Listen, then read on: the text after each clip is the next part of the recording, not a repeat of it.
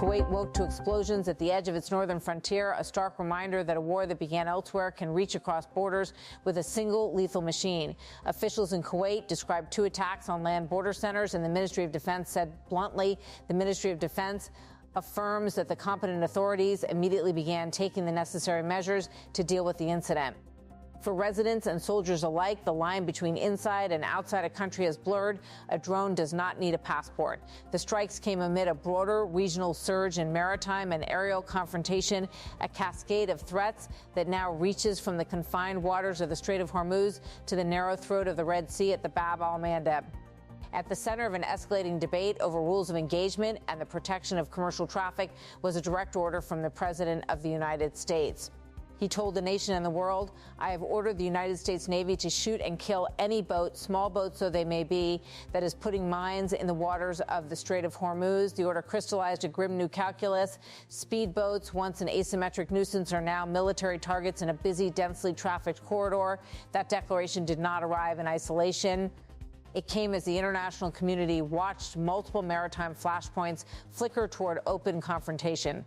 In the Horn of Africa, Mogadishu warned that the Somali government would restrict access through the Bab al Mandeb to vessels linked to Israel, a measure presented as a defense of territorial sovereignty and prompted by Israel's controversial engagement with Somaliland, a breakaway region whose diplomatic recognition is contested. Somalia's ambassador to Ethiopia and the African Union spelled out the threat without equivocation. Any violation of Somalia's territorial sovereignty would trigger countermeasures, including restrictions to access to the Bab al Mandeb. What began as a diplomatic dispute over recognition has the potential to choke the arteries of global trade. To understand what is at stake, it helps to picture the geography. The Bab al Mandeb is not simply another line on a map. It is a narrow funnel through which a vast and steady tide of energy and goods flows. At its tightest point, the strait narrows to less than 30 kilometers, and traffic there is funneled into just 2 channels, a perfect place to stage disruption and an almost impossible place for commercial mariners to evade a concerted blockade. The strait's practical importance has only risen as rivals have turned the Strait of Hormuz into a contested space. Cargo that once took the most direct route now faces new hazards and detours. In 2024, roughly 4.1 billion barrels of crude and refined products passed through the Bab al Mandeb, a significant share of global seaborne oil, while container shipping carrying some 10% of world trade funnels through this narrow gateway on its way to and from Europe. Close the Bab al Mandeb and the effects ripple through fuel markets, freight schedules, and supermarket shelves, far from any battlefield. The story of how we arrived here reads like a primer in asymmetric warfare. Conventional naval forces can be tracked, targeted, and engaged. Small, fast attack craft, drones, and remote mines are harder to deter and easier to conceal. In recent months, swarms of small boats have circled container ships near Hormuz, probing for weakness, sowing confusion on bridge wings, and forcing captains to slow or divert. Those swarms do not need to sink a vessel to succeed. They need only to make passage perilous and insurance unaffordable. The result is a cascade of costs, higher freight rates, longer transit times, and insurance premiums that can double or triple overnight. Commercial shipping companies whose crews are not armed or trained for combat are left to weigh the financial cost of a route against the physical risk to their people and cargo. Those tactical choices on the water are mirrored on land. Kuwait's northern border incident was described as involving explosive-laden drones guided by fiber optic cables originating from across the border in Iraq. The ministry's characterization of the attack as a criminal act of aggression captures a central reality of today's conflicts. Proxies and militias operating across porous frontiers can impose strategic effects on sovereign states, even if direct state-to-state confrontation is avoided. For Kuwait, a longtime host of foreign military assets and a regional hub for energy infrastructure, that conclusion is especially dangerous. A strike on a border post can quickly become a strike on pipelines, terminals, or areas where civilians live and work. The wider campaign that produced these strikes has been described by analysts as a multi-domain pressure strategy. Missiles and drones can strike fixed infrastructure. Fast boats can harass and threaten shipping. Mines and electronic warfare can deny movement, and proxy militias on land can target logistics and bases. The cumulative effect is not just kinetic damage, but strategic friction, ports slow, supply chains fray, and decisions that once took minutes on a merchant ship's bridge now take hours under the weight of caution.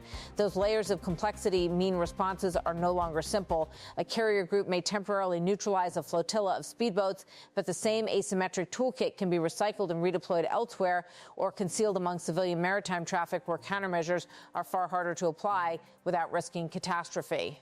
The economic stakes help explain why regional and global actors watch each development with alarm. Energy producers and shipping conglomerates have been forced to reroute, sometimes sending vessels around the Cape of Good Hope, an alternative that adds thousands of miles and days at sea. For oil markets already sensitive to supply disruption, a blocked Bab al Mandeb would be particularly painful. Some cargo normally transiting the Gulf, crude from the east-west pipeline networks, refined products moving to markets in Europe and Asia can be shifted, but the cost is steep and the capacity limited. Nations with alternative pipelines or distant stockpiles can manage for a time. Those dependent on precise, timely shipments of refined products and feedstock feel the squeeze almost immediately. The legitimate worry among energy traders and supply chain managers is that pressure at both Hormuz and Bab al Mandeb could create a near-perfect storm for global trade. Diplomacy has not kept pace with the speed of events. The exchange of ambassadors between Israel and Somaliland, for instance, was reported to have provoked a strong reaction in Mogadishu, where officials see recognition of the breakaway region as an affront to Somalia's territorial integrity. That diplomatic move, a sovereign state extending recognition to a contested entity, played into a larger regional narrative. One state's outreach can be another state's provocation. When diplomats and statesmen trade actions that one side frames as interference, the response can be economic, political, or, as now threatened, maritime. The fact that a decision taken in a capital hundreds of miles away can translate into a ban on passage through a strategic strait is a stark demonstration of how diplomacy and security are now inseparable. For seafarers and shippers, the calculus is often about timing and alternatives.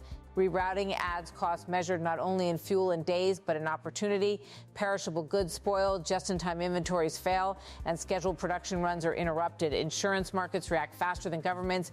Premiums surge when insurers deem a sea lane too risky. That, in turn, forces carriers to pass costs down the line, which ultimately land on consumers. The ordinary effects of a disrupted strait are therefore anything but ordinary. Price spikes at the pump, delays in manufacturing inputs, and shortages in items that move by container through the Suez Canal. The human impact in factories, on farms, at gas stations can be sudden and widespread. Military planners and maritime lawyers are also confronting dilemmas about thresholds and rules. When a president declares that a certain class of vessel may be engaged, the question becomes under what conditions and with what safeguards? How do navies distinguish a hostile speedboat from a genuine local fishing craft? How do they protect civilian lives when hostile actors deliberately operate among merchant traffic?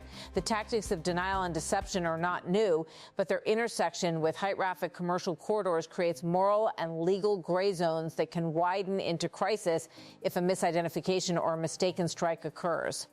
The risk of escalation is not theoretical. It attaches to every decision to intercept, deter, or engage in a transit corridor where a third party lives and commerce are also at stake. Back on land, the pattern of attacks on infrastructure has a cumulative logic: degrade capacity, raise the cost of economic life, and increase political pressure for a response. Kuwait's energy and water facilities have been singled out in recent weeks and months, leaving damage and outages that ripple through civilian life. Whether such strikes are meant to signal, punish, or coerce, they share a common strategic effect. They transform routine services into vulnerabilities and compel states to choose between accommodation and confrontation. In volatile neighborhoods, that choice often comes with no good options. So what does a sensible response look like? There is no single answer. Multilateral escorts for commercial shipping, clearer rules of engagement to protect neutral sailors, enhanced mine countermeasure capabilities, and maritime intelligence sharing can reduce risk. At the same time, diplomatic channels must be widened to address the underlying disputes that animate proxy and boutique conflicts. For the long term, nations will need to diversify routes and build redundancy into critical supply chains. These are costly measures, and they require political consensus and time. Commodities in short supply when a strike can redraw the map overnight. The practical reality, however, is immediate. Captains will choose safer waters, insurers will raise rates, and governments will posture and plan. For populations far from the Gulf and the Red Sea, the impact will show up in fuel bills and empty shelves long before policymakers negotiate a new status quo. For the countries around these choke points, the choices are existential: defend sovereignty, protect commerce, or concede space to forces that exploit the gaps between. As the sun sets over narrow channels where container lights blink and tankers crawl, another day of fragile calculations begins. A scrap of fiber optic cable guiding a drone, a cluster of speedboats probing a hull, a diplomatic statement recognized as a provocation, each can be a spark. The question for leaders, diplomats, and captains is whether those sparks will be contained by clarity, restraint, and coordinated action, or whether they will be allowed to kindle a wider conflagration. The world's shipping lanes have become a chessboard of steel and nerves, and the next move by a commander, a minister, or a captain at sea may decide how costly the game becomes.